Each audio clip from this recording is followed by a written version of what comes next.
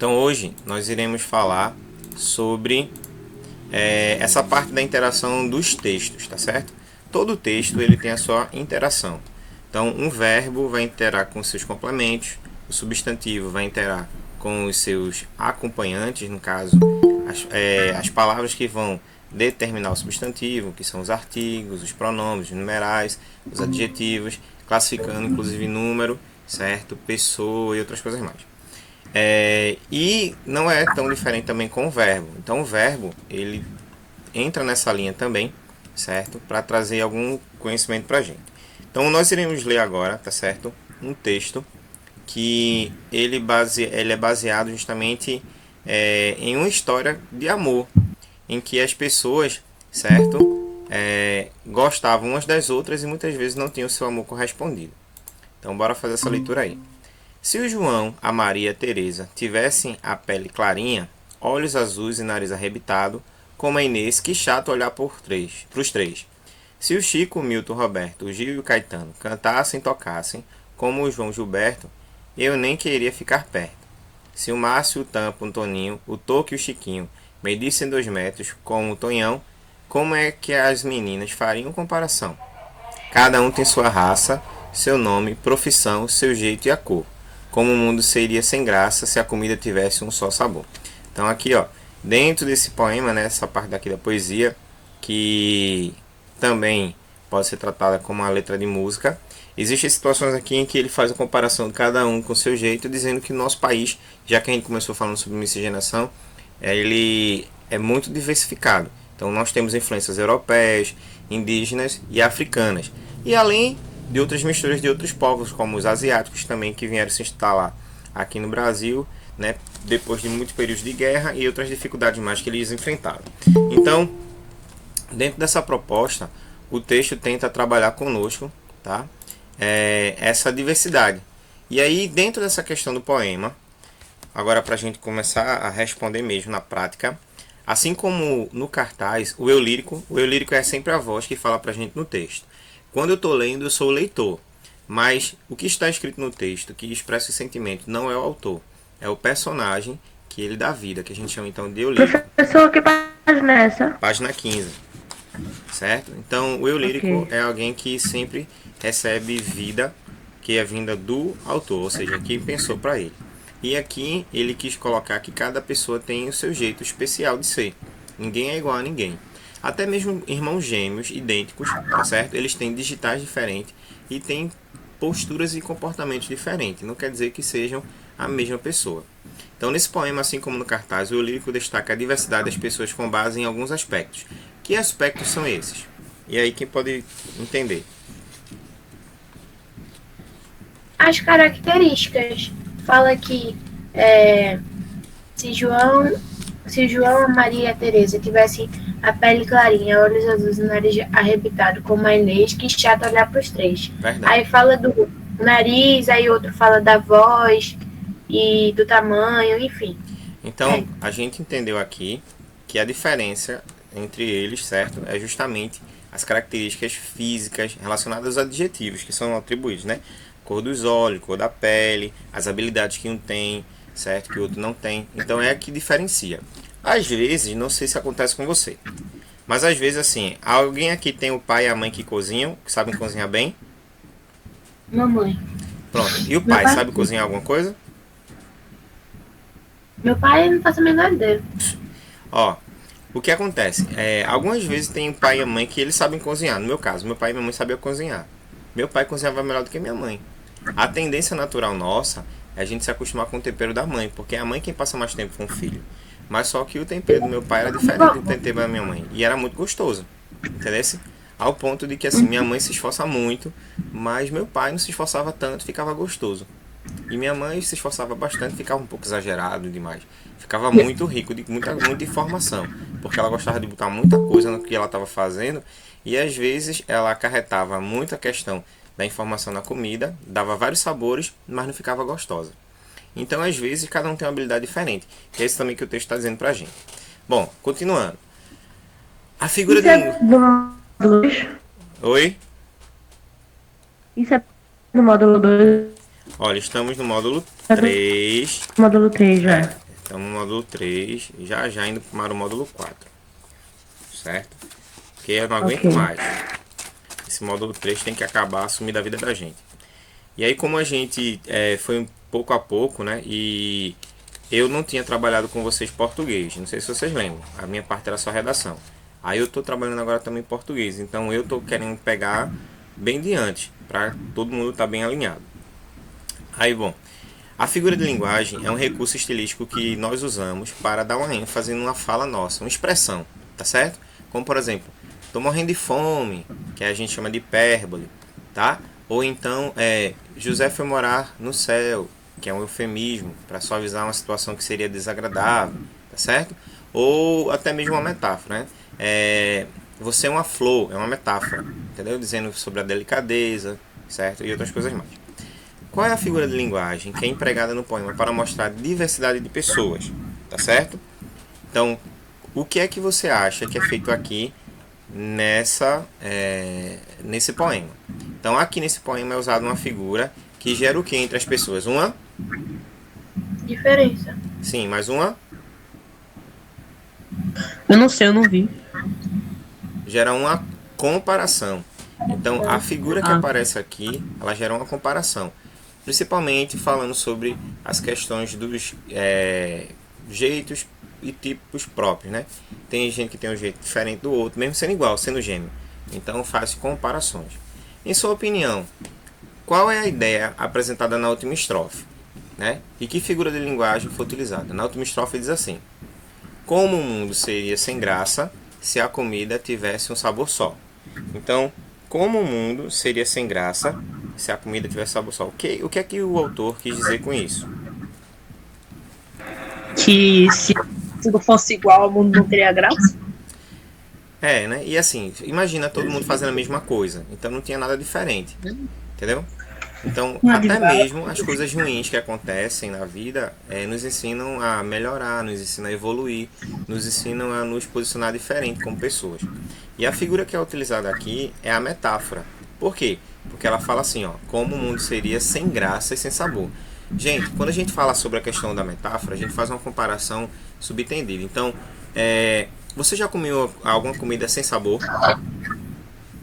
Já. Já? Já. Já comeu chuchu? Só o chuchu? Chuchu não Já. tem gosto de não nada. Chuchu não tem gosto de nada. E detalhe, chuchu rouba o gosto de outras coisas. Porque o chuchu, ele pode absorver parte do gosto de outras comidas. Mas ele não tem gosto próprio. Não tem sabor. Então imagina, quando ele fala assim, ó, que o mundo não tem sabor, ele compara o sabor da vida, né, aquilo que dá prazer, com coisas que podem tirar o prazer. Ou seja, a vida, ele fala, finalizando, né, que a vida tem muito mais sentido por conta das diferenças, porque isso é que faz com que os sabores, os prazeres sejam também diferentes. Aí por isso que ele fala, como o mundo seria sem graça e sem sabor. Bom, uma estrofe do poema relaciona-se diretamente com a frase do texto todas as escolas são para todos os alunos. Qual é essa frase? Então vamos lá, voltei aqui o texto. Qual é a frase que indica que todas as escolas são iguais para todas as pessoas?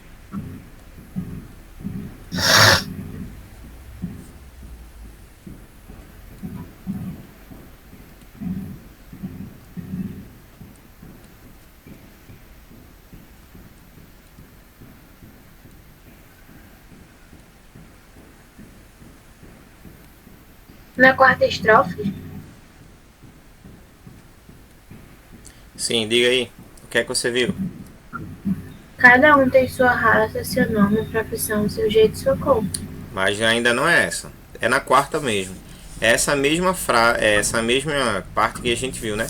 Que no caso aqui ele tem mais duas estrofes, tá? Porque, ó, esses versos aqui representam uma estrofe, esse aqui outra estrofe, esse aqui outra, mas aqui no final observa que existe, ó, uma divisão aqui no meio, tá vendo? Um espaço maior, então indica que aqui é uma estrofe e que aqui é outra estrofe, ou seja, na última estrofe, que no caso a quinta, como o mundo seria sem graça se a comida tivesse um só sabor. Então essa parte aqui nós podemos utilizar como uma dessas formas. E outras coisas, certo? E aqui também, ó, na estrofe 3. Se o Márcio, o Tampa, o Toninho e o Toque e o Chiquinho medissem 2 metros, como o Tonhão, ou seja, quer dizer que eles são diferentes. Então, essas diferenças aqui são acentuadas no poema justamente para a gente entender que o mundo ele é diversificado, ele é diferente, porque as pessoas diferentes precisam também estar no mundo, entendeu? Tu já imaginou se tu fosse todo mundo alto ou se fosse todo mundo baixo? Como é que seria, Já imaginei. né? Seria chato. Então, se todo mundo tivesse 2 metros, quem tivesse menos de 2 metros seria considerado baixinho. 1,90 m era baixinho, entendeu? Caramba. Pois é, então imagina. Os jogadores de basquete e de voleibol são altos. A gente vê assim, de longe, né? Já imagina que eles são altos. Mas de perto, minha gente, a gente tem certeza que eles são altos. Tem jogador com 2,15 m, jogador com 2,20 m e pouco, entendeu? E os mais baixinhos que tem dessa seleção tem 1,98 m. 1,98 m pra mim, minha gente, é um boneco de Olinda. Entendeu? 1,98 m pra mim, o camarada é um boneco de Olinda, mas é o mais baixinho que tem do grupo. Porque outros tem 2,15, 2,22 e aí por diante. Então, ser diferente, gente, é legal. Ser diferente faz toda a diferença. Tá? Então, mesmo que você não seja parecido com o outro, leve em consideração o fato de que as suas características são particulares. O outro também não faz coisa que você faz. Bom, e quando é que a gente conhece o diálogo com o leitor? O texto, quando ele é escrito, geralmente tem uma intenção, tá? Por exemplo, quando você quer orientar alguém, eu não sei se vocês têm o hábito de sempre ver as instruções que os pais deixam antes de sair de casa, ou então quando eles vão trabalhar, né? Aí assim, ó, aí deixa um papelzinho na geladeira. Qual é a família que o pai faz isso? A mãe faz isso. Olha, lave os pratos, arrume seu quarto. Lave os pratos, arrume seu quarto, faça não sei o que, dê banho no cachorro, não sei o que, lá, limpa o quintal. Aí tem toda aquela parte ali, né? Que você, ai meu Deus do céu, muita coisa pra fazer hoje. Então, aquelas instruções são o quê? São para o leitor. Quem vai ler? Você. Então, muitas vezes no texto, o autor deixa indícios de que ele não está falando com outra pessoa, a não ser com o autor, que o leitor que está interagindo com ele. Então, observa aí, ó. Em casos de desrespeito à lei, procure a promotoria de justiça da sua cidade. Então, ó, procure. Procure quem? Quem ele está mandando procurar? Você quem está lendo. Então, por isso que surge aí também o diálogo com o leitor. Esse trecho apresenta o diálogo com o leitor, sim ou não? Sim. Né? E escreva os elementos do texto que permitiriam que você chegasse a essa conclusão. Justamente através de qual palavra? Bora, pessoal. O que eu gosto da turma de vocês é que vocês participam, vocês falam. Entendeu? As outras turmas a gente fica puxando. Oi, oi. Então, ó. Qual é a palavra daqui desse trecho aqui que indica que o autor está falando conosco, que somos os leitores? Procure sua. Isso. Procure Exato. sua. Isso. Entendeu? Com que intenção? Eu ia falar assim, mas não faz sentido. Com que intenção foi empregado nesse trecho o recurso de dialogar com o leitor? Né? Por que ele quis dialogar com o leitor? Porque é o leitor que vai ter que fazer aquilo. Fazer o quê?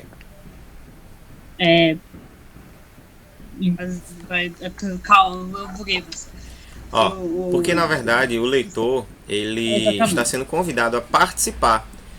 Se em caso de respeito à lei, procura a promotoria da sua cidade. Ele está chamando o leitor para participar, se por um acaso alguma coisa fugir aquilo que está estabelecido por lei.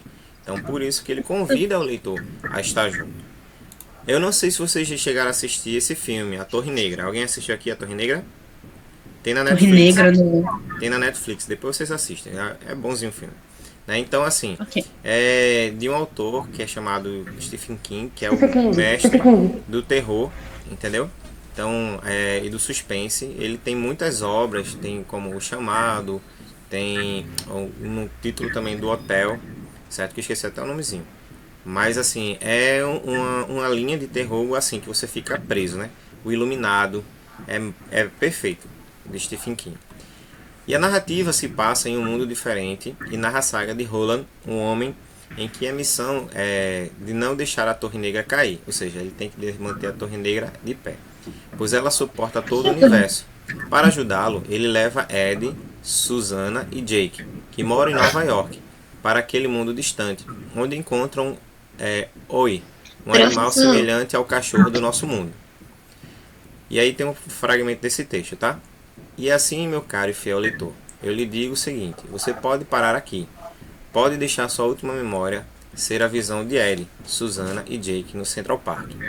De novo juntos pela primeira vez, ouvindo o coro de crianças a cantar, o menino nasceu. Você pode se alegrar sabendo que mais cedo ou mais tarde, Oi também entrará no quadro, provavelmente uma versão canina com o pescoço comprido, curiosos olhos rodeados de dourado e um latido que às vezes vai soar estranho como fala. É um belo quadro, não é? Eu penso que sim. E também parece bastante perto do Felizes para Sempre. Perto bastante para o governo, como diria ele. Então aqui é um fragmento desse livro. Bom, no trecho apresentado, com que intenção foi empregada a expressão fiel leitor? O que significa essa expressão fiel leitor? Fiel leitor é um leitor que vê tudo que sai sobre aquela coisa? É. Mas o que seria um fiel leitor? Seria alguém que se mantém o quê? Fiel à leitura. Fiel à leitura. Exatamente. Ou seja, ele chama a atenção de quem está lendo para que ele continue lendo. Às vezes o que acontece? Tem livros que quando você começa a ler, ele é tão cansativo, ele é tão chato, que você quer desistir. Já aconteceu isso com você? Já. E professor, eu não consigo ler livro. A mesma coisa com filmes, a mesma coisa com séries. Você começa assim, é tão monótono, é tão arrastado que você... Eu gosto assim, sabe? E uma coisa que é certa, se dentro de 15 minutos, ou então nas primeiras páginas do livro, não prender a sua atenção, minha gente, não adianta reclamar. Tá? Por quê? Porque você não vai conseguir... você não vai conseguir... Ó, eu tenho um livro que foi uma colega que me deu. Que na verdade não foi uma colega que me deu, ela me emprestou pra eu ler e nunca mais devolvi. E aí ela acabou depois me dando. É esse daqui, ó. Filhos do Éden, Herdeiros de Atlântida. Minha gente, o autor desse livro é brasileiro, Eduardo Spohr. Ele tem um livro chamado A Batalha do Apocalipse. Que livro é aquele? Você não sabe o que é isso não, minha gente. Ó, ela me deu, né? Ela disse, olha, tem um livro muito bom que eu comecei a ler, não sei o que. Lê, toma. Aí eu comecei, né? Aí eu fui resolver um problema na cidade. Aí aproveitei uma folga que eu tinha numa janela na escola. Aí deu pra ir voltar e resolver o problema. Minha gente, eu sentei e comecei a ler. Depois da primeira página, eu saí lendo, que quase que eu perdi a parada. Porque ele chama tanta atenção. E esse daqui não é diferente, tá? Esse aqui é muito bom. Mas por quê? Porque ó, a gente já aprendeu que com 5, 15 ou 10 minutos, uma série, um filme, um livro não prendeu sua atenção, você esquece. Então, quando se trata, né, de um fiel leitor, é alguém que vai estar preso naquela narrativa e vai estar acompanhando, desenvolvendo a proposta do autor, que é justamente seguir aquele roteiro, entender qual é a proposta dele, entendeu? Então, eu não sei como vocês fazem, mas se eu começar a assistir um filme, 15 minutos eu não gostar, eu já mudo. Uma série, 15 minutos eu não gostar, eu já mudo. Tem séries que eu iniciei para entender, o pessoal falou tanto que eu comecei a assistir e não gostei. Já tem outras, pronto. Tem uma série que estreou na Netflix, que é Caminho, que fala sobre uma viagem a Marte. Minha gente, que série é aquela? Olha a primeira cena, né? O segundo episódio. Eu já tava suando frio, tão nervoso, achando que o pessoal ia se ferrar. Mas aí você fica instigando, porque é muito problema, é muita situação, que você parece que tá lá no espaço. Parece que você está sentindo aquele ar gélido do espaço.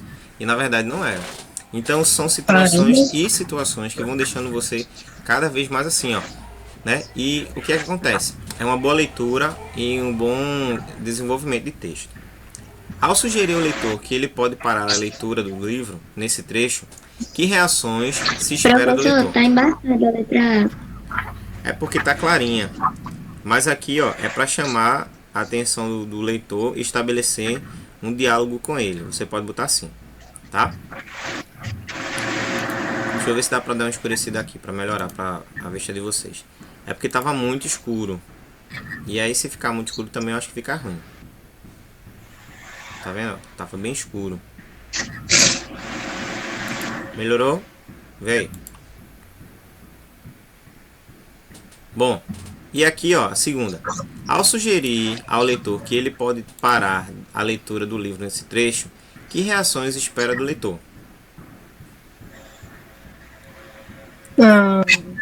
Quando ele diz, olha, você já pode parar aqui, não precisa avançar não, pode parar aqui. Qual é a reação que ele desperta no leitor? Curiosidade. Isso. Essa curiosidade vai fazer com que ele vá lendo até o final. Foi isso que aconteceu com o livro que eu comecei a ler, que eu falei pra vocês. Então comecei a lendo. Minha gente, era uma coisa assim, ó. Vê, e fora que o livro ele tratava com os 3 tempos. Ele começava agora no presente, mas voltava para o passado e já ia para o futuro. Aí teve um trecho que terminava, voltava para o presente, que tinha uma relação com o futuro e que tinha uma relação com o passado. Aí depois voltava para o futuro, que tinha relação com o presente, que tinha relação com o passado. Depois voltava para o passado. Era uma coisa assim, que tinha hora que eu ficava doido. Eu disse, minha gente, em qual tempo eu tô? Se é presente, se é passado, se é futuro. Agora você chega no final do livro, aí você entende tudo o que aconteceu. Oi. O senhor assistiu algum filme da Marvel ou da DC? Alguma série da Marvel ou da DC? Todos. Pronto, sabe o Arrow do Arqueiro Verde? Lá pra metade da série todinha, ele começa, aí depois volta pro passado, depois volta pro presente, passado de novo. E a última temporada, eles estão no futuro, voltam pro passado, depois ficam no presente, fica nessa, né? É porque, na verdade, a última temporada, eles estavam querendo construir um elo para a proposta da série de continuidade com as Canários, né? Que é com a filha de Oliver e as outras que vão trabalhar com ela, entendeu? Aí por isso que eles precisavam fazer isso aí. E também para justificar de onde ele conhecia tanta gente, o porquê ele era conhecido também como uma pessoa assim, né? Porque ele cresceu nesse processo aí, desenvolvendo, escondido sem ninguém saber que ele estava vivo, né? Como um assassino profissional. Então ele queria mudar justamente aquele sentimento que ele tinha. É tanto que nos primeiros episódios da série, para quem já assistiu, Oliver ele não fazia justiça, né? Só prendendo as pessoas. O desejo dele era matar mesmo, tá? Por quê? Porque ele foi criado assim, né? Ele desenvolveu-se como um assassino. Mas enfim, vamos deixar Oliver Queen de um lado, certo? Vamos nos concentrar no texto. Professor, um rap tão grande, velho. Olha, essa mulher que matou os peixes, infelizmente, sou eu. Mas juro a vocês que foi sem querer. Logo eu que não tenho coragem de matar uma coisa viva. Até deixo de matar uma barata ou outra. Dou minha palavra de honra que sou a pessoa de confiança e meu coração é doce. Perto de mim, nunca deixo criança nem sofrer. Pois logo eu matei 2 peixinhos vermelhos que não fazem mal a ninguém e que não e que são ambiciosos. Só querem mesmo viver. Pessoas também querem viver, mas felizmente querem também aproveitar a vida para fazer alguma coisa de bom. Não tenho coragem ainda de contar agora mesmo como aconteceu, mas prometo que no fim deste livro contarei a vocês, que vão ler essa história triste, me perdoarão ou não.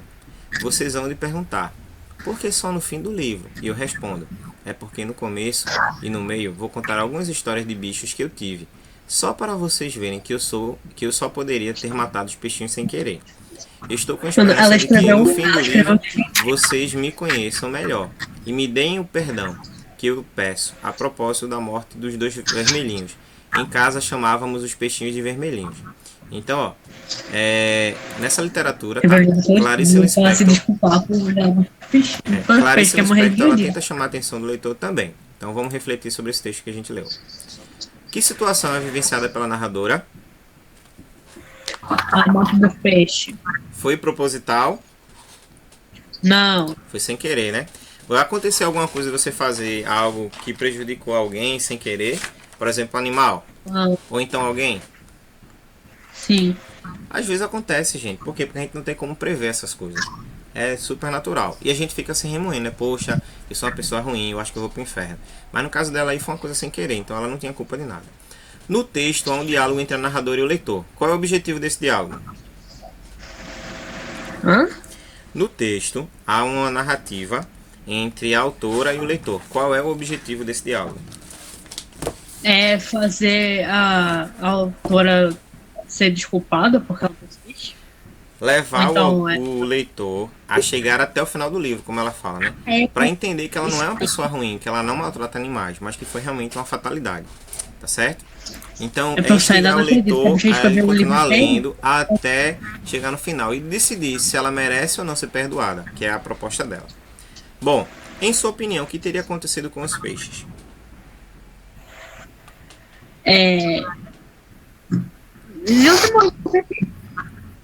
Gente, peixe morre até mesmo quando você troca a água, tá certo? Por quê? Ô, professor. Oi. Peixe morre se você der comida demais. Peixe morre se você não der comida. Peixe morre se você der comida de menos. Peixe morre se você não trocar água. Peixe morre se você trocar água. Então, assim, são várias e várias fatalidades. Então, que podem acontecer. Peixe pode, inclusive, pegar alguma bactéria que venha na água, entendeu? Que aí vai matá-lo porque ele não tem a imunidade e os anticorpos para combater aquela bactéria. Então, acontece isso.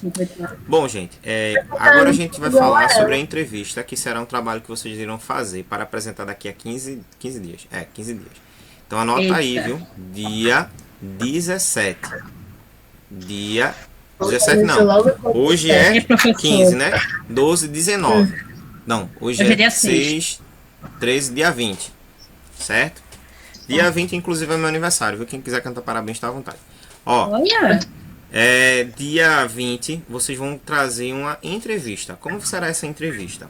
Então, vamos lá. Eu vou passar as perguntas lá no grupo do WhatsApp, tá? E aí vocês vão pegar alguém, que pode ser o pai ou a mãe de vocês, certo? E vão fazer uma entrevista. Falando principalmente acerca da profissão, né? Se foi Professor, dia 20 não. Por quê? Porque dia 20 eu tenho que ir lá pra Igaraçu. Vai ser de que horas? De manhã? Às de manhã. Então tá tudo bem, pode É no ser. horário da aula, moleque. Ó. Tá. Aí o que acontece? E aí vocês vão perguntar sobre se foi a profissão que ele ou ela sempre desejou. Se ele vê alguma coisa à frente, né? Que possa trazer um benefício para a família. Então, a entrevista é um gênero também que eu e você temos costume de ver. Ela pode ser escrita ou ela pode ser oral. Quando ela é escrita, você faz pergunta e a pessoa responde. Quando ela é oral ou televisionada, você faz pergunta, a pessoa responde e outras pessoas vão ver, vão visualizar. Então você tem uma noção diferente da própria entrevista. Beleza? Então vamos lá. Na página a seguir, nós iremos ver um fragmento de uma entrevista. Então preste atenção, tá? Senhor Show, o senhor poderia começar dizendo seu nome, onde o senhor nasceu e em que data? Meu nome é... Como é que se diz? Em português. Em português, em coreano, como o senhor quiser, os dois. Meu nome em coreano chama Cho In-sun. Só que aqui, em vez de sobrenome para trás, né? Lá chama o sobrenome primeiro e depois chama nome. E aqui chama nome primeiro e depois sobrenome. Então inverteu? Isso. Aqui chama In-su Cho. E eu nasci em Seul, Coreia do Sul. E a data é 28 de fevereiro de 56. Quase que meu aniversário cai no 29. Fazia aniversário a cada 4 anos. Aí ele começa a rir. E o senhor Show, qual o nome de seus pais e o que é que eles faziam lá na Coreia? Nome do meu pai é Myung Ho Cho e ele tinha uma empresa de exportação e importação e veio para cá. Em que ano que o senhor veio para o Brasil? 1974. Agora, antes de chegar ao Brasil, o senhor poderia contar um pouco como é que era a sua vida na Coreia? Eu era estudante, estava terminando o terceiro colegial, vida de estudante, né? Mas eu estudava e alguma ginástica. Não tinha muita variedade que tem hoje. Jogos eletrônicos, variação de atividades, era restrita. Então aqui, ó, a gente percebe que na entrevista tem a pessoa que faz a pergunta e tem a pessoa que responde. Então o P indica o entrevistador e o R indica o entrevistado. Ok? Bom, muitas vezes para conhecer uma pessoa e obter opiniões, a avaliação dessa determinada pessoa, ou indagar, por exemplo, sobre um costume, uma ideia, uma experiência profissional, é feita perguntas. E essas perguntas são feitas relacionadas à entrevista. Quando vocês forem mais velhos, né, chegarem perto da maioridade, quiserem conseguir um emprego, vocês vão fazer entrevista, inclusive entrevista de emprego. E lá será perguntado como foi o seu processo educacional, as suas experiências profissionais, as suas aspirações. Aí eu lembro que uma vez o menino, né, ele foi fazer uma entrevista e a entrevistadora perguntou o nome dele, onde ele morava, o que ele fazia, o que ele estudava. Aí nisso, ela, para finalizar, ela disse: olha, e agora para finalizar a nossa entrevista, deixa eu perguntar a você. Diga aí um sonho que você tem. Um sonho que você tem. Aí o menino fez: rapaz, de vez em quando eu sonho com um bicho correndo atrás de mim, que eu fico com medo arretado, né? E acordo todo suado, assustado. Ela não perguntou se ele tinha um sonho feito pesadelo, mas um sonho aqui, o que ele se projeta para o futuro, né? O que é que ele quer conquistar, se ele quer comprar uma casa, um carro, uma mansão, certo? Uma profissional. Mas assim, quando ele entendeu o sonho, o que foi que ele falou? Ele pensou que era um sonho que ele tinha mesmo, tá? Ele levou o sonho de forma literal. Bom, quem está sendo entrevistado e de que país se origina? Quem é que está sendo entrevistado? Sim, e o nome dele? Vou dar aqui, ó. 1, 2, 3, 1, 2, 3, 1, 2, 3. Pronto, mudei. Isso é um show. O senhor In Sun Cho. E ele é de onde? Coreia do Sul. Coreia do Sul. Agora, na entrevista, quem faz as perguntas? Não sei. Um entrevistador? O entrevistador. E esse entrevistador é da onde? Ó, aqui, ó. Ó, o termozinho, ó. Museu da Pessoa. Isso. São Paulo? Ele é o entrevistador, né? O repórter do Museu da Pessoa. E quem é que responde? Que é o entrevistado. A gente já respondeu, né? É o senhor In Sun Cho. Tá certo? In Sun Cho porque ele diz que aqui a gente começa com o nome para finalizar com o sobrenome. Na Coreia começa com o sobrenome para finalizar com o nome. Então seria So In Sun, né? Nas inteiras, assim. Para que a entrevista ocorra, é necessário que haja aquele que faz as perguntas, que é o entrevistador, e aqueles que respondem, que é o entrevistado. Vocês serão os entrevistadores e os pais serão os entrevistados, tá? Então, em sua opinião, o entrevistador preparou as perguntas antes ou ele saiu falando de forma espontânea? O que é que vocês acham? Ele fez o negócio antes, ué. Para fazer uma entrevista, a gente tem que ter as perguntas em pauta. Por exemplo, perguntas que a gente não pode fazer quando a gente vai entrevistar alguém sobre uma profissão. Quanto é que você ganha? São perguntas indelicadas. Ou então para uma pessoa que aparentemente, geralmente mulher não gosta de responder, né? A sua idade. Então são perguntas que a pessoa não gosta. Se a pessoa trabalha na empresa, aí você vai fazer pergunta para a pessoa que trabalha na empresa, né? Você gosta de trabalhar aqui? Então são perguntas pessoais que a gente tem que evitar. Mas perguntas como, por exemplo, né? O que é que você... como você se vê daqui a 5 anos? Aí são perguntas pessoais, a pessoa pode responder, tá certo? Agora, uma coisa que a gente não pode é formular perguntas que sejam fracas. Como assim? Você gosta de trabalhar? Sim, não. Tá? Pode perguntar qual é a cor favorita? Aí se você perguntar a cor favorita, são perguntas objetivas. Mas aí você perguntar assim, né? Qual é a sua cor favorita e o que ela fala pra você, ou seja, o que é que ela simboliza pra você. Aí sim, é uma pergunta bem legal, porque a pessoa vai dizer a cor, eu gosto de amarelo e acho que simboliza alegria, paz, aí a pessoa vai dizer, então ela vai ser instigada a falar. Pergunta boba não, entendeu? Você gosta de tomar café? Não. Então tem que ser uma pergunta que instiga a pessoa que é entrevistada a falar.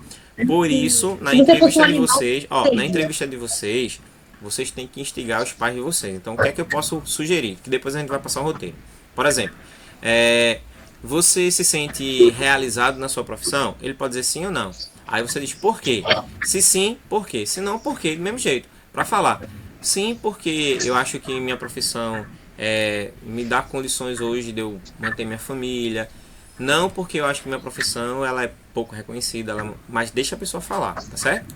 Bom, então deve seguir um roteiro. Sem roteiro a pessoa fica perdida. Passando adiante.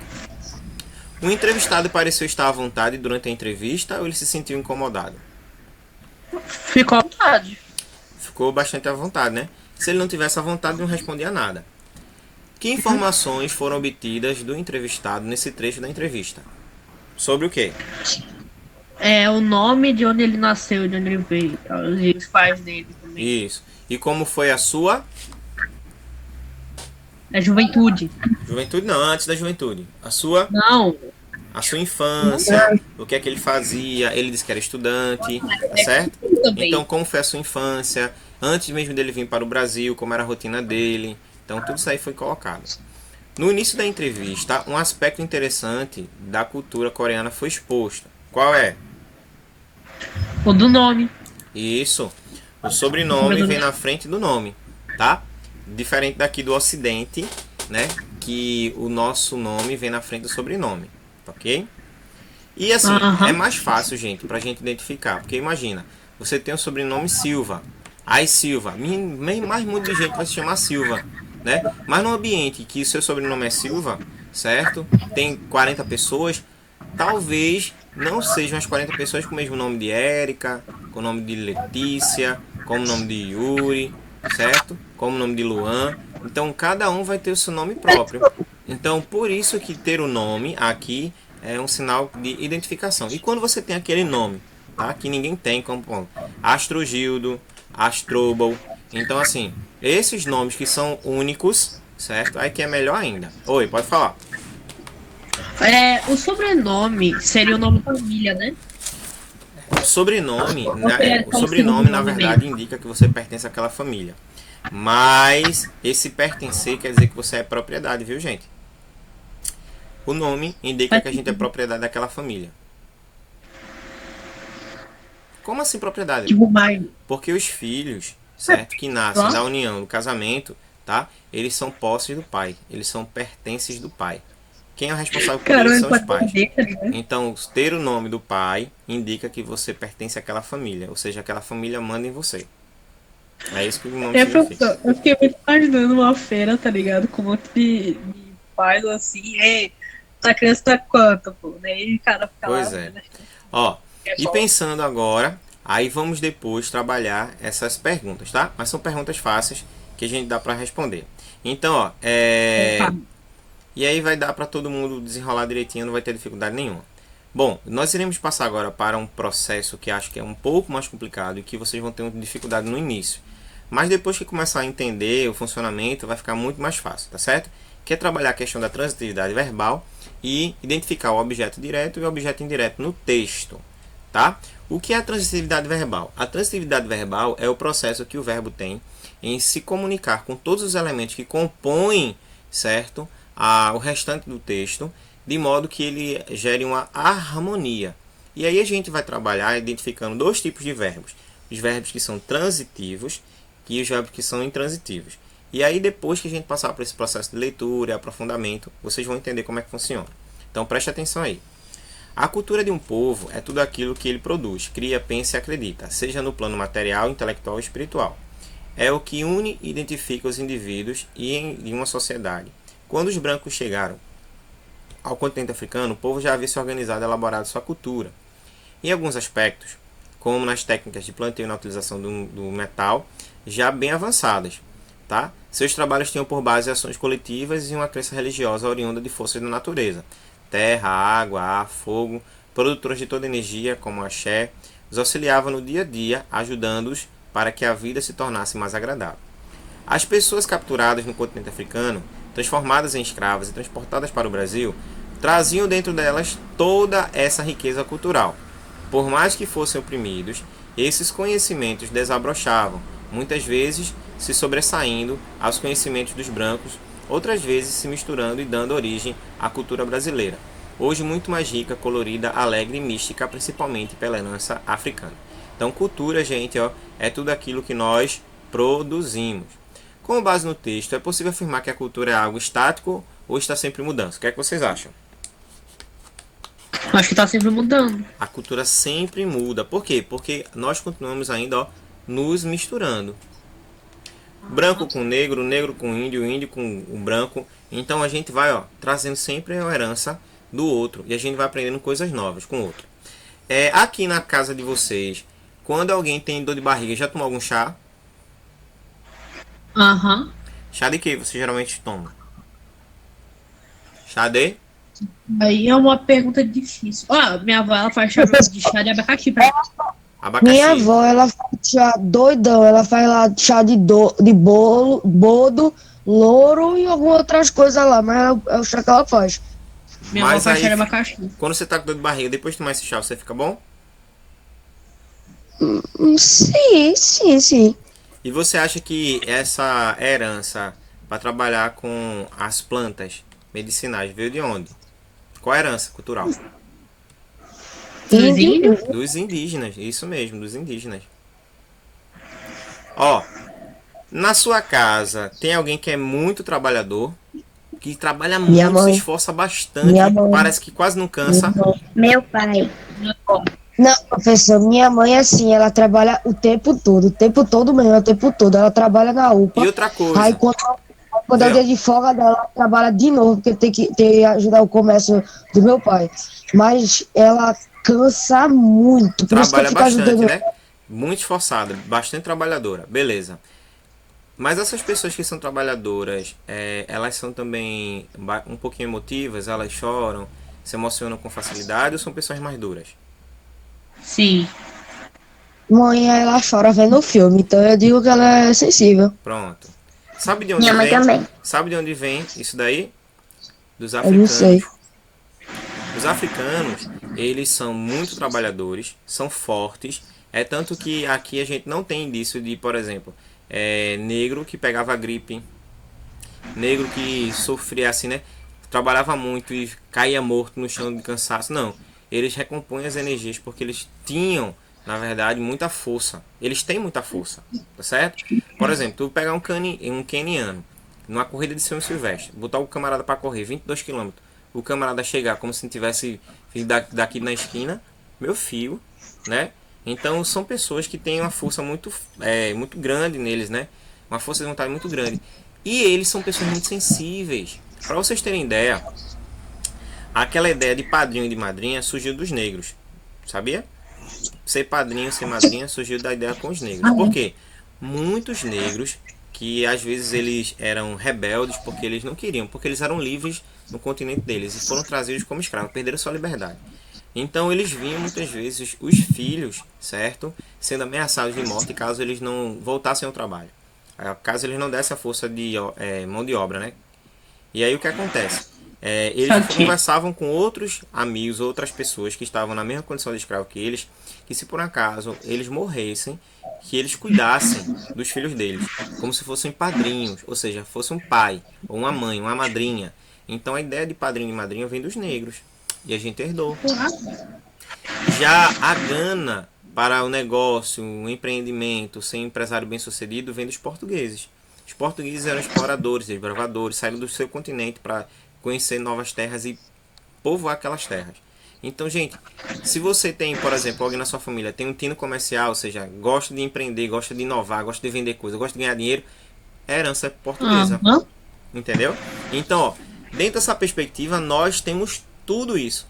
A nossa cultura, ela muda. Ela muda porque ela é muito miscigenada, principalmente aqui no Brasil, né? Que a gente é a cara de todo mundo. Você não vê um brasileiro com cara de brasileiro, você vê um brasileiro com cara do mundo. Entendeu? Então vamos lá. Os africanos trouxeram consigo hábitos e costumes que foram incorporados pelos habitantes desse território, enriquecendo a cultura brasileira. Escreva alguns aspectos dessa cultura brasileira que também se originam na cultura afro. Então a gente já falou, né? Aquela que é assim, ó. É o quê? Capoeira. Isso. Outra. Feijoada. Não, carnaval não. Frevo. Bandeira. O samba, rapaz. Instrumentos. A feijoada, presta atenção. A feijoada, principalmente, ela vem de uma coisa bem interessante. Os brancos, quando eles iam comer, eles pegavam o porco, pegavam as melhores partes do porco e botavam para comer. E as partes que eles não queriam, eles davam para os negros fazerem algum complemento no feijão. Feito o pessoal coloca aquele a charque, ou então coloca a costela de charque. Aí o que é que sobrava? O pé, o focinho, certo? O rabo do porco, tudo, a orelha, tudo que os brancos não iam comer, eles davam para os negros. Ou seja, a feijoada é um prato feito de sobras de porco, tá? E aí, o que acontece? Quando eles complementavam com feijão, ficava uma delícia, minha gente. Então você hoje come uma feijoada, certo? Você não coloca as melhores partes do porco, né? Vocês colocam o quê? Pé de porco, o rabo, o tocinho. Então assim, essas partes aí é que dão um gostinho especial para a feijoada, tá? E aí, entre tantas coisas, dessa influência tem isso aí. Os verbos destacados no texto lido apresentam sentido completo ou necessitam de um complemento para serem compreendidos? Então vou voltar aqui para o texto. Esses verbos que aparecem aqui de laranja, unem, identifica, eles têm um sentido completo ou apresentam algo que necessitam de um complemento? Para entender melhor. Sentido completo? Não, eles necessitam de um complemento, tá? E agora você vai marcar os verbos que tenham sentido completo, ou seja, que não precisam de um complemento. Vamos lá, você vai ler a frase e vai identificar se depois dela precisa ou não de mais alguma coisa para ser falada. Apesar da vida ser difícil que os africanos levavam no cativeiro, seus conhecimentos desabrochavam. Você acha que depois de desabrochavam precisa de mais um complemento? Aqui eu tenho sentido completo. Acho que precisa de mais alguma coisa? Não. Tem o sentido completo. A cultura é um dos elementos que une os indivíduos de uma sociedade. Você acha que depois de une aqui, ele tem um sentido completo ou necessitou que esse complemento aqui viesse? Por exemplo, se eu lesse até une, a cultura é um dos elementos que une. Aí une o quê? Aí os indivíduos e a sociedade. Então aqui, ó, precisa de um complemento. Com a contribuição dos conhecimentos africanos, uma cultura brasileira muito mais rica, colorida, alegre e mística originou-se. Depois de originou-se, você acha que precisa de um complemento ou aqui já finalizou? Finalizou. Então, ó, não precisa de um complemento também. Então, o verbo ou o texto pode apresentar verbos, né, que sejam completos, que depois dele não precisa de mais nada para completar o seu sentido. No entanto, existem verbos cujo sentido de uma ação é completo e por isso não são complementados por outras palavras, tá certo? Ó, vamos ver o texto aqui, ó. E esses verbos são chamados de verbos intransitivos. Presta atenção, tá? Intransitivos, porque quando a gente for fazer o próximo simulado, eu vou trabalhar com esse conteúdo. Para se divertir e cultuar sua divindade, os africanos cantavam e dançavam. E os conhecimentos trazidos pelos africanos não desapareceram. Observa aqui que os verbos cantar, dançar e desaparecer, eles finalizam a frase. Quando uma frase tiver verbos que finalizam a frase, você já pode ter certeza que esses verbos são intransitivos. Por quê? Eles têm o sentido completo. E depois deles não precisam de mais nada. Os verbos transitivos e intransitivos são significativos. O que é que isso quer dizer? Eles são verbos que indicam uma ação. Tá? Cantar é uma ação, dançar é uma ação, desaparecer é uma ação. Então, verbo significativo significa ação. E agora a gente vai entender o que é um objeto direto e o que é um objeto indireto. Tá? Vamos ler o texto para a gente continuar fazendo a nossa resposta aqui. Bom, o frevo existe desde o século XIX. Seus passos nasceram dos passos de capoeiras que brincavam e brigavam nas ruas para se defender dos inimigos da polícia. Capoeira, gente, era justamente os negros que eles pulavam, brincavam, fazendo aqueles passos que a gente sabe da capoeira. E muitas vezes para lutar. É por isso que ele é chamado de capoeiras, tá? Capoeira é uma coisa, capoeiras é outra coisa. Eles usavam bengalas e guarda-chuvas velhos, não só para dançar, como também para se defender e atacar quando necessário. Para dançar o frevo, o passista tem que ser criativo e improvisador. A dança solta, livre e rápida brinca com os passos cujos nomes são dobradiça, parafuso, de bandinha, tesoura, locomotiva, ferrolho, ponta de calcanhar, saci-pererê, abanado, caindo nas molas, pernada, corrúpio, chão de barriguinha. A roupa que as pessoas usam para dançar o frevo geralmente é colorida. Os homens usam a calça justa e as moças uma saia curtinha e deixam a barriguinha de fora. Todos levam na mão as sombrinhas, mesmo dançando juntos no meio da rua. Cada um faz sua coreografia individual, né? Inventa seus próprios passos ou repete aqueles que já conhece. Então aqui é baseado nesse texto. Avançando. Identifique entre os termos destacados quais são os verbos de ligação e significativos. Verbo de ligação são verbos que não indicam ação. Então, nascer, brincar, brigar, defender, são, usam, deixam, faz, inventa. Qual desses verbos aqui indicam ação? Vamos lá. Nascer é um verbo de ação? Sim. Brincar? Também. Brigar? Também. Defender? Também. Ser, que aqui representa a preposição. Ser é um verbo de ação? Não. O verbo ser não é um verbo de ação, é um verbo de ligação. Logo, nesse texto, os verbos que são de ligação... E aí, quem está me ouvindo, ó, os verbos que são de ligação é o verbo são e o verbo é. São e é. Responde essa questão aqui. Tá? E os demais verbos são verbos que indicam ação. Tá? Aí você tem, tá? Nascer, brincar, brigar, defender, usar, deixar, fazer e inventar. Esses verbos aqui são verbos de ação. Identifique entre os verbos quais são significativos, quais são os verbos intransitivos e verbos transitivos. Intransitivos, como a gente já viu, é aquele verbo que depois dele ele não precisa de mais nada, ele tem sentido completo. Já o transitivo é aquele verbo que precisa de um complemento. Então, bora lá. Entre esses verbos aqui, ó, observa. Nascer. Seus passos nasceram. Você acha que o verbo aqui nascer tem um sentido completo ou um sentido incompleto? Aí você vê o que é que vem depois. Nascer dos passos de capoeira. Então aqui, ó, ele é transitivo, tá certo? Brincavam e brigavam. Onde? Nas ruas. Então, ó, brincavam e brigavam, certo? Ele é intransitivo. Por quê? Porque ele tem um sentido completo. Logo, os demais verbos são transitivos. Então, ó, são intransitivos. Brincar e brigar. E são transitivos. Nascer, defender, usar, deixar, fazer e inventar. E como é que eu sei que o verbo é transitivo e como é que eu sei que o verbo é intransitivo? O verbo transitivo é aquele verbo que quando você faz a pergunta para o verbo, você pergunta a ele ou fica com aquela questão de, oxe, tem mais alguma coisa para ser falada e não foi falada. Como por exemplo, preste atenção, tá? José gosta. José gosta. Gosta? Qual é a pergunta que eu poderia falar? Pro verbo agora. Gosta de queijo. De queijo. Mas eu gosto principalmente de quê? José gosta de quê? Você sabe o que José gosta? Eu não sei. Então, quando você fala assim, ó, José gosta, e você não tem aquela resposta certa, logo você sabe que esse verbo precisa de um complemento. Esse verbo é chamado de transitivo. José comeu. Comeu o quê? É um verbo transitivo. Agora, quando eu digo assim, ó, José morreu. Gente, o fato de José morrer, de que, como, é indiferente. Por quê?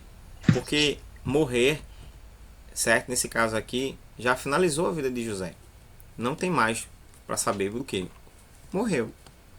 Entendeu? Então, verbos transitivos são verbos que precisam de complemento. E verbos intransitivos são verbos que não precisam de complemento. Oi. Meu celular tá descarregando, tá em 20%. Certo, dá tempo, daqui a pouco a gente termina a aula. Só é se segurar aí, tá certo? Ó. Tá certo. Então, entre esses verbos que já listamos aqui, nós iremos agora distribuí-los na tabelinha aqui, ó. Verbos transitivos. Aí você tem nascer, defender, usar, deixar, fazer e inventar. Complementos verbais iniciados sem preposição. Aí do texto, como a gente vai ganhar esse tempo, certo? Aí vamos analisar aqui. Então, nascer não teve complemento, tá? Indicado sem preposição. Mas teve complemento iniciado por preposição. Dos passos. O próximo verbo, defender, não teve complemento sem preposição, mas teve com preposição. Dos inimigos. O verbo usar, uma calça justa. Teve sem preposição, mas não teve com preposição. Tá?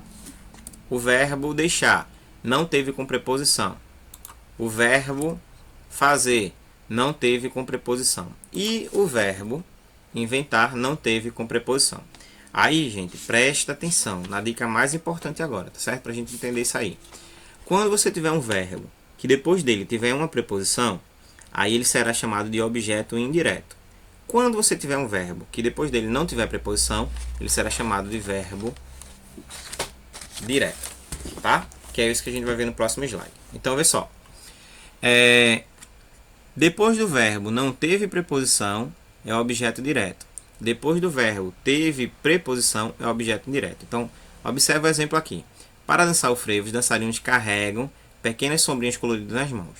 Então, o verbo é transitivo, porque o verbo não tem sentido completo. Como é que eu sei, professor, que não tem sentido completo? Eu chego no verbo.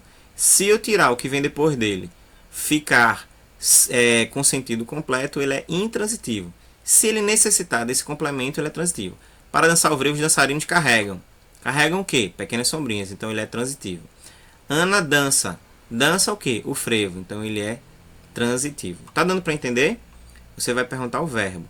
Se depois do verbo necessitar de um complemento, ele é transitivo. Não necessitou, ele é intransitivo. Por sua vez, o verbo que complementa por sua vez, o termo que complementa o verbo, introduzido pela preposição, é chamado de objeto indireto. Então, observa. A imagem da baiana associa-se ao encanto da Bahia. Ao é uma preposição. Quando tiver uma preposição, o verbo transitivo ele é chamado de indireto, porque ele tem um objeto indireto. Lorena, quando foi à Bahia, gostou do acarajé das baianas. Ela gostou do quê? Do acarajé das baianas. Então, do é uma preposição. Oi? Acarajé da Bahia. É isso das aí. baianas. Né? Então, assim, ó. Aí. Do é uma preposição, ao é uma preposição. Aqui, ó, depois de carrega não tem preposição e depois de dança não tem preposição. Não teve preposição é objeto direto. Teve preposição é objeto indireto. É isso que vocês têm que começar a se familiarizar. Nas próximas aulas a gente vai fazer alguns exercícios para testar o conhecimento de vocês, tá certo? Bora lá. Aqui ficou ruim, até para mim, mas dá pra gente entender. Então, a baiana do acarajé vem divulgando a culinária, a cultura e os costumes do povo baiano. No Ceará, os artesãos têm produzido lindos artesanatos. Então, ó, o verbo aqui é transitivo direto porque depois dele não teve preposição, tá certo?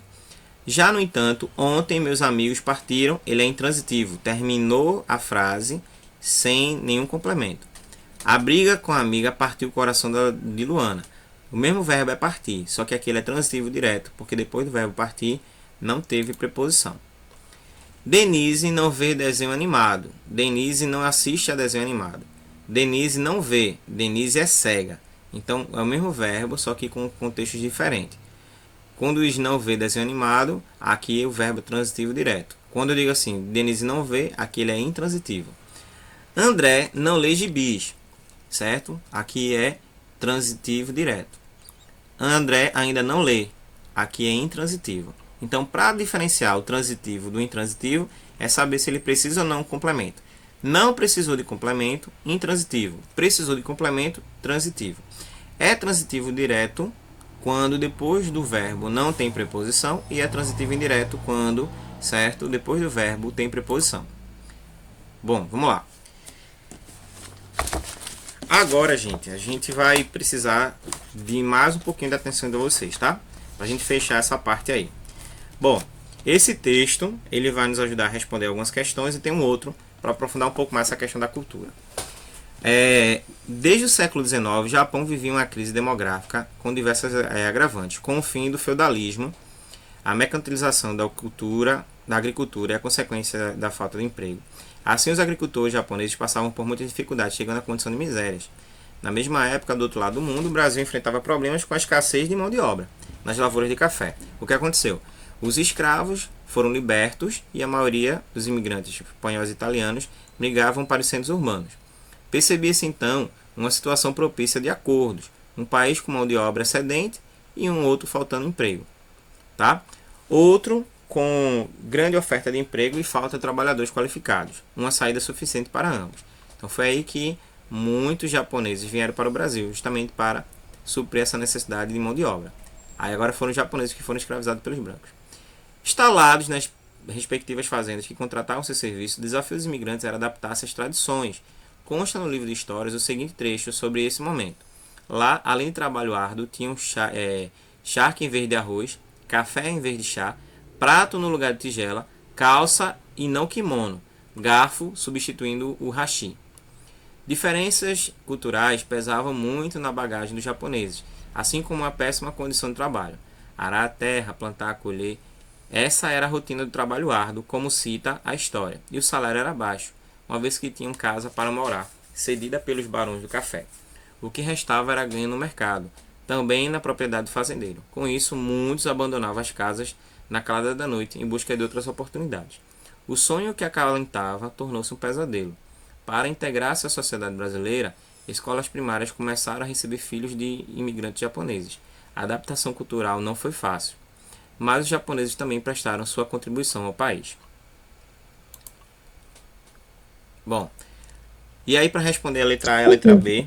Oi, tô ouvindo. Ah, não, eu liguei o microfone sem querer.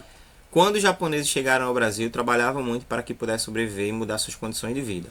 Na frase, arar a terra, plantar e colher, foram empregados dois verbos sem os complementos verbais. Com qual intenção esses verbos foram utilizados em sua forma intransitiva.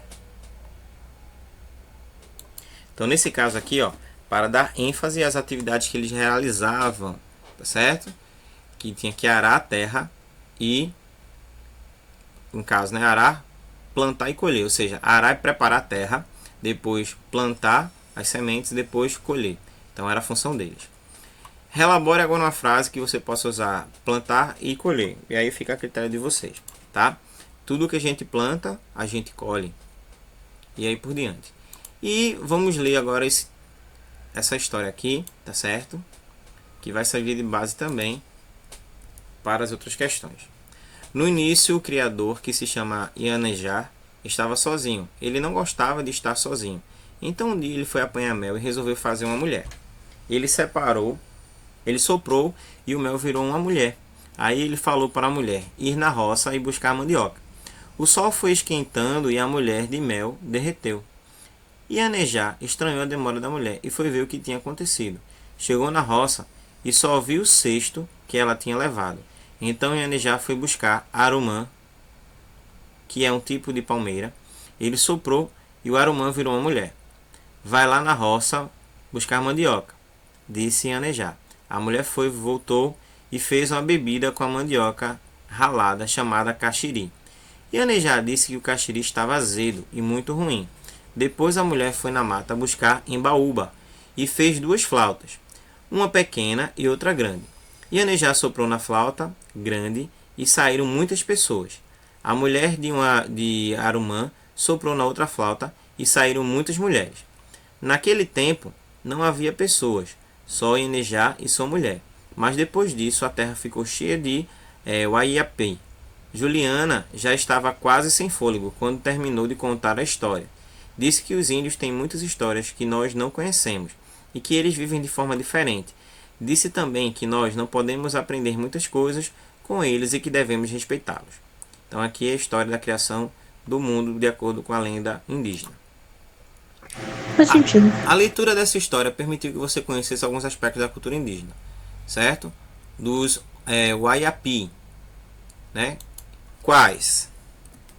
Então, como foi a criação do mundo da parte da cultura deles. Isso, como é que as pessoas chegaram aqui na Terra, né, de acordo com a perspectiva indígena. Como pode ser classificado em relação à transitividade os verbos e as locuções verbais destacadas? Ou seja, os verbos que aparecem aqui. Gostava, soprou, né, chegou na roça, foi buscar. Então, esses verbos, tá certo? Esses verbos são transitivos ou intransitivos? E quais são transitivos e quais são intransitivos? Então, ó, é uma mistura de muitos verbos. Então, o verbo gostava, transitivo e indireto, porque depois dele tem preposição. Soprou, é intransitivo, porque não tem complemento. Falou, transitivo indireto, porque depois dele tem preposição. Ir é intransitivo, porque não tem preposição e não precisa de complemento. Derreteu é intransitivo. Então, essa análise daqui eu vou fazer passo a passo depois com vocês, para vocês identificarem melhor, tá certo? Porque senão a gente vai perder muito tempo.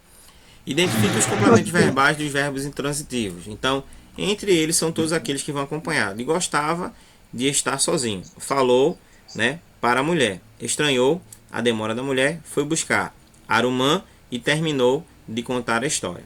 Então, tudo que vem depois daquilo que está sendo narrado, certo, pelos verbos, nós chamamos de complemento. E aí é o que vocês vão também treinar comigo.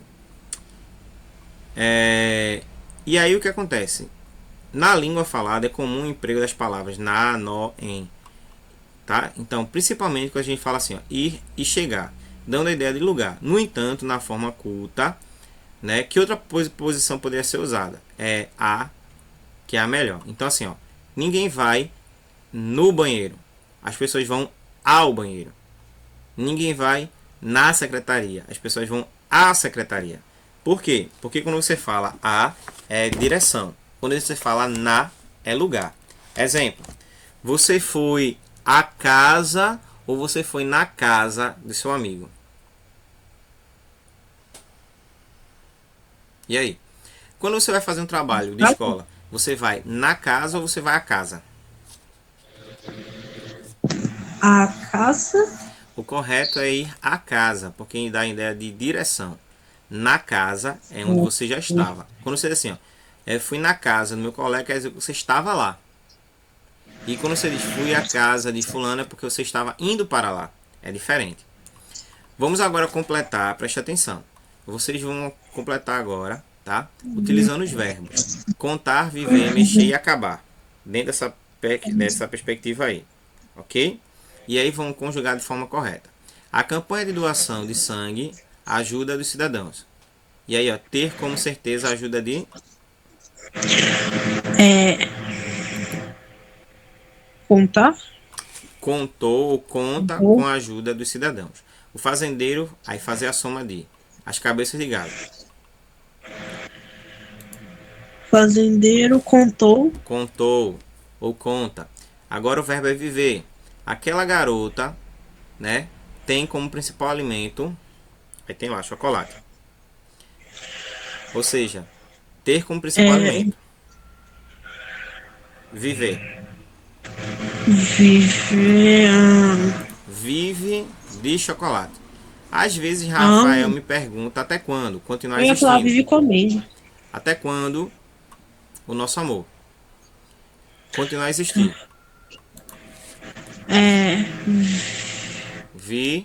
Verá o nosso amor.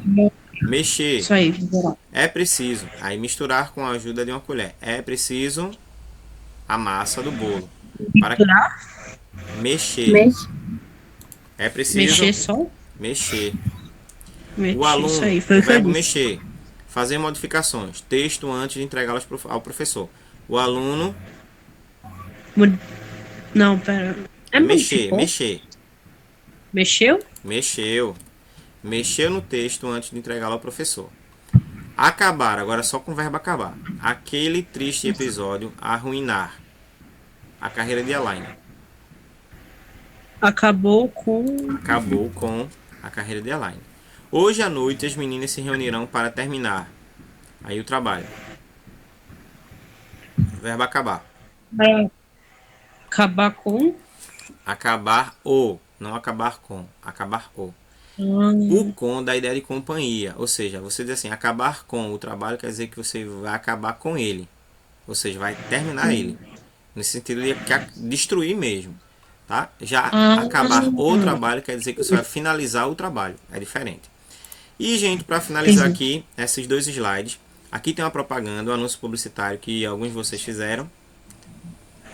Não foi vocês que fizeram anúncio publicitário, não foi? Oi? Não, fizeram não. Foi o sexto ano, eu que me confundi. Ó. Pra você, quem é o público-alvo do anúncio como esse? Homo multiação. Adultos? Adultos? A mãe. Seu filho não, seu filho não pensa em mais nada quando sai para brincar. Quem é que você acha que é o público-alvo? As mães, né? As donas de casa, as domésticas. Tem crianças que são daquelas quietinhas feito vocês. Nesse anúncio foi empregado 2 vezes o verbo pensar. Ó, vê só. Nesse anúncio foi usado 2 vezes o verbo pensar. Houve mudança com relação à sua transitividade. Porque é assim, ó, o texto fala aqui, ó. Seu filho não pensa em mais nada quando sai para brincar, mas você pensa. Houve mudança com relação à transitividade. Ele é o mesmo transitivo direto, indireto, intransitivo. Houve mudança sim, gente. Ó, quando ele diz assim no primeiro. Seu filho não pensa em mais nada, pensar aqui é transitivo indireto. Pensar em, por conta da preposição. Transitivo indireto. Mas você pensa, ele é intransitivo. Então houve essa mudança. E para fechar a nossa aula de hoje, certo? Bom, explique o significado do verbo pensar na frase. Seu filho não pensa em mais nada quando sai para brincar. O que é que ele quis dizer? É que ele só vai. Ó, que ele se esquece de tudo, que ele está focado só em brincar. É isso aí. Considerando que esse anúncio tem por objetivo convencer o leitor a comprar um produto, explique a ambiguidade do verbo pensar. Tá? Ou seja, a ambiguidade é quando você tem um duplo sentido. Nesse caso aí, é que ele diz que não pensa em mais nada. O que é que ele quer dizer? Das duas, como é que a gente pode interpretar esse pensar? Na primeira vez, pensar indica o quê? Da letra C? Sim. É que ele Não quer Agora, saber de nada. Agora a letra brincar. D, é referente à letra D.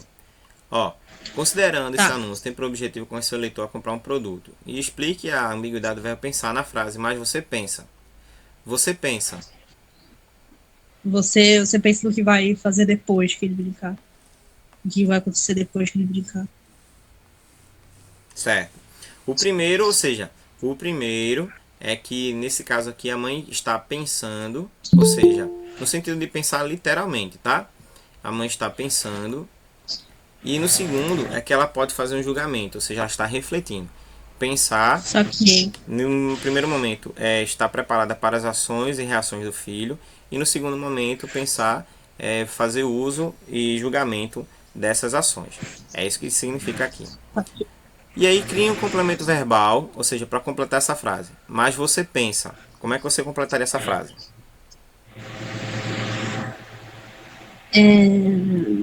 Não sei. Você poderia colocar, mas você pensa em lavar toda a roupa, mas você pensa em cuidar melhor dele, mas você pensa... Então, tudo que você colocar depois do verbo pensar é chamado de complemento, tá certo? Então, nós ficaremos por aqui. E na próxima semana, tá certo? A gente continua. E aí, qualquer coisa, gente, me cobrem que eu vou dar as dicas e as instruções para vocês trabalharem com a entrevista, tá certo? Porque vai ser importante também para a gente finalizar o nosso conteúdo. Ok, pessoal? Professor, Oi. explica para mim de novo sobre essa entrevista, por favor. Eu vou colocar as perguntas lá. Você vai entrevistar o seu pai e sua mãe mediante a profissão que ele desempenha. Se, por exemplo, você sabe que seu pai e sua mãe não trabalham, que no momento eles estão desempregados, aí você vai procurar uma pessoa que esteja trabalhando para fazer entrevista com ela, certo? Mas aí você vai perguntar só as perguntas que a gente vai gerar na aula. Você não vai perguntar nenhuma coisa diferente, não. É só o que a gente fala na aula. Entendeu? Entendi. Pronto. Então, gente, ó, até a próxima semana. Se cuidem. Até. Tchau, tchau. Tchau.